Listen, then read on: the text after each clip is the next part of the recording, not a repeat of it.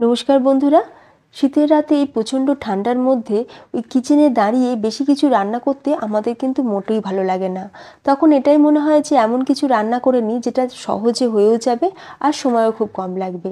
আজকের রেসিপিটি একদমই সেই রকম। আজকে বাঁধাকপি আর মসুর ডাল দিয়ে চটজলদি এমনই একটা রেসিপি বানিয়ে দেখাবো যেটা ভাতের সাথেও যেমন ভালো লাগবে, রুটি পরোটার সাথেও দুর্দান্ত লাগবে। তাহলে চলো আজকের এই সহজ রান্নার রেসিপিটি দেখে নেওয়া যাক। তো সবার প্রথমে একটা বাউলের মধ্যে নিয়ে নেব 1 কাপ মসুর ডাল। ওজন হিসাবে ধরলে এখানে 200 গ্রাম মসুর ডাল নিয়েছি। এবার আমরা ডালটাকে 2 থেকে 3 বার ভালোভাবে জল দিয়ে ধুয়ে নেব। আর ডালের পরিমাণটা তোমরা তোমাদের প্রয়োজন অনুযায়ী কম বেশি করে নিতে পারো। ডালটা আমি ভালো করে ধুয়ে নিয়েছি। আর এবার আমরা ডালটাকে কিছুক্ষণ রেখে দেবো। মানে ডালের সঠিক পুষ্টিগুণ তখনই পাওয়া যায় ডাল রান্না করার আগে যদি ডালটাকে কিছুক্ষণ ভিজিয়ে রাখা যায়। তাই আমরা ডালটাকে কিছুক্ষণ রেস্টে রেখে দিলাম। এরপর আমরা এখানে প্রথমেই কেটে নেব বাঁধাকপি। এখানে আমি একটা গোটা বাঁধাকপির 4 ভাগের 1 ভাগ অংশটা দেব। আর বাঁধাকপির ওপরের যে মোটা অংশটা সেটাকে দেব না, আমি পরে অন্য রান্নাতে ব্যবহার করব। তবে এই রান্নার জন্য বাঁধাকপির ভেতরের যে সাদা অংশটা সেটাই লাগবে। এখন আমরা বাঁধাকপিটাকে সরু সরু করে কেটে নেব।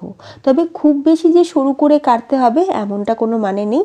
তোমরা যেরকম বাঁধাকপি বাড়িতে রান্না করো সেই অনুযায়ী কেটে নিতে পারো, বা একটু মোটা টাইপের কাটলেও কোনো অসুবিধা নেই। তো দেখো ফ্রেন্ডস, বাঁধাকপিটা আমি কেটে নিলাম। 1 কাপ মসুর ডাল নিয়েছি, তার জন্য একটা বাঁধাকপি 4 ভাগে 1 ভাগটা দিলাম। যে সকল বন্ধুদের রোজ অফিসে যেতে হয়, ট্রাভেলিং করতে হয়, বাইরে থেকে আসার পর দেখবি বিশেষ কিছু বানাতে ইচ্ছা করে না, তাই তোমরা ঝটপট করে কিন্তু এই ডিনার রেসিপিটি বানিয়ে দেখতে পারো। খুব তাড়াতাড়ি হয়েও যাবে আর সকলে খুবই পছন্দ হবে। বাঁধাকপিটা কাটা হয়ে গেছে, প্লেটের মধ্যে ঢেলে রেখে দিলাম। এরপর আমরা কেটে নেব আলু। এখানে একটা এইরকম দেখো মিডিয়াম সাইজের একটা আলু নিয়েছি।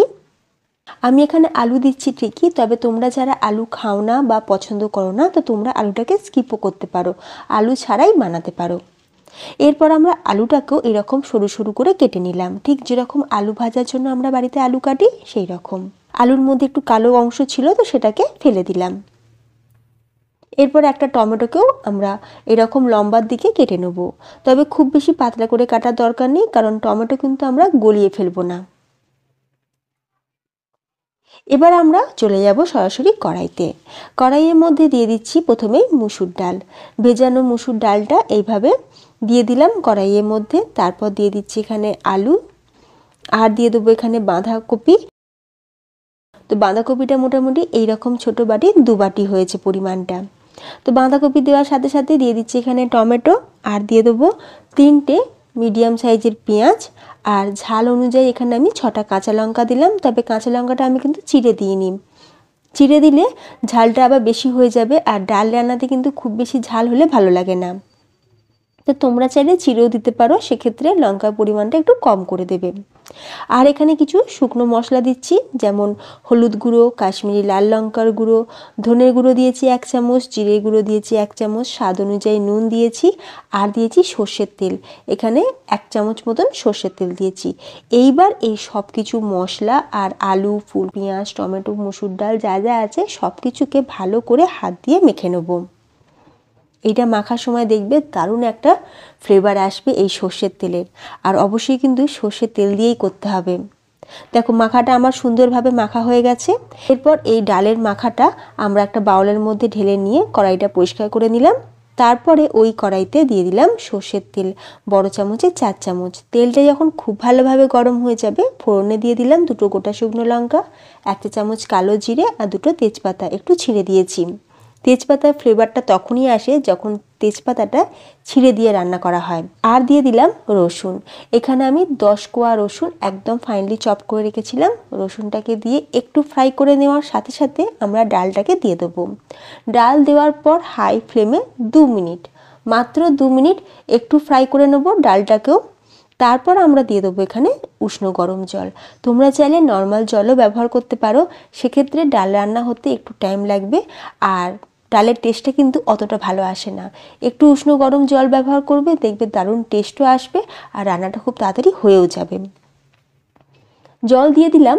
ডালের যে মাপটা তার থেকে দেখো জলটা একটু বেশি আছে, খুব বেশি কিন্তু জল দিলে হবে না, কারণ আজকে যে রান্নাটা বানাবো সেটা কিন্তু একদম একটু মাখো মাখো হবে। আর ডালটা পুরোপুরি গলেও যাবে না, গোটা গোটা থাকবে, অথচ মুখে দিলেই মিলিয়ে যাবে। এমনভাবেই ডালটা সিদ্ধ করব, সেই জন্য জলটা একটু বুঝে দিতে হবে। ডালটা যতক্ষণ সিদ্ধ হচ্ছে, অন্যদিকে একটা ফ্রাই প্যানে দিয়ে দিলাম 1 চামচ সাদা তেল। তেলটা গরম হয়ে যেতেই এখানে 2টো ডিমকে ভেঙে দিয়ে দিলাম, সাথে নুন আর গোলমরিচের গুঁড়ো দিয়ে আমরা এখন ডিমের ভুর্জি বানিয়ে নেব। আমি এখানে 2টো ডিম দিচ্ছি, তবে তোমরা চাইলে এর থেকে বেশিও দিতে পারো। ডিমের ভুর্জিটা রেডি হয়ে গেছে। এরপর দেখো ডালটাও কিন্তু খুব ভালোভাবে আমাদের সুসিদ্ধ হয়ে গেছে। আর আমি তোমাদের তুলেও দেখাচ্ছি। ডাল দেখো গোটা গোটা আছে ঠিকই, কিন্তু নরম, মানে ডালের মাঝখানটা হয়তো মনে হচ্ছে একটু শক্ত, কিন্তু সাইডগুলো ভালোভাবে গলে গেছে। তো এই রকমভাবেই ডালটা সিদ্ধ করে নিতে হবে। ডাল সিদ্ধ হয়ে যাওয়ার পর দিয়ে দিলাম এখানে ডিমের ভুর্জি। আর এরই সাথে আমি দিয়ে দিচ্ছি গোলমরিচ গুঁড়ো 1 চা চামচ, গরম মশলা গুঁড়ো দিয়ে দিলাম 1/2 চা চামচ, একটু নুনটা কম মনে হয়েছিল বলে আমি একটু নুনও অ্যাড করে দিলাম। আর দিয়ে দিচ্ছি 1 চা চামচ চিনি। এটার টেস্টটা কিন্তু খুব ভালো আসে, তবে তোমরা চাইলে স্কিপ করতে পারো। আর সবার শেষে দিয়ে দিলাম বাটার, ওই 1 চা চামচ পরিমাণে। আর বাটারের পরিবর্তে তোমরা ঘিও ব্যবহার করতে পারো। আর আমার অল টাইম ফেভারিট কুচনো ধনেপাতা, তো সেটা ছাড়া রান্না অসম্পূর্ণ। এবার ধনেপাতা দিয়ে খুব ভালো করে একবার মিক্স করে নিয়ে আরও 1 মিনিট আমি ফুটিয়ে নেব। 1 মিনিট পর তো দেখো ফাইনালি ডালটা কিন্তু আমাদের একদম রেডি। গরম গরম এইরকম ডাল বানিয়ে দেখো, রুটি পরোটার সাথে তো ভালো লাগবেই, দুপুরে ভাতের সাথেও দারুণ লাগে খেতে। খুব বেশিক্ষণ সময়ও লাগে, কারণ মুসুর ডাল সিদ্ধ হতে খুব বেশি টাইম লাগে না। তো তোমরাও বাড়িতে এইভাবে একবার হলেও অন্তত বানিয়ে দেখো, সময়ও বাঁচবে, খেতেও মজার। আজকে আমার এই সহজ পদ্ধতির দারুণ স্বাদের রেসিপিটি যদি তোমাদের ভালো লাগে, তাহলে ভিডিওতে একটা লাইক দেওয়ার জন্য অনুরোধ রইল। সাথে বেঙ্গলি পাকশালা চ্যানেলটিকে সাবস্ক্রাইব করে পাশে থাকা বেল আইকন প্রেস করে রাখতে পারো, তাহলে আমি চ্যানেলে যখনই ভিডিও আপলোড করব তার নোটিফিকেশন সবার আগে তোমাদের কাছে পৌঁছে যাবে। তাহলে ভিডিওটা এখানেই শেষ করলাম। ধন্যবাদ।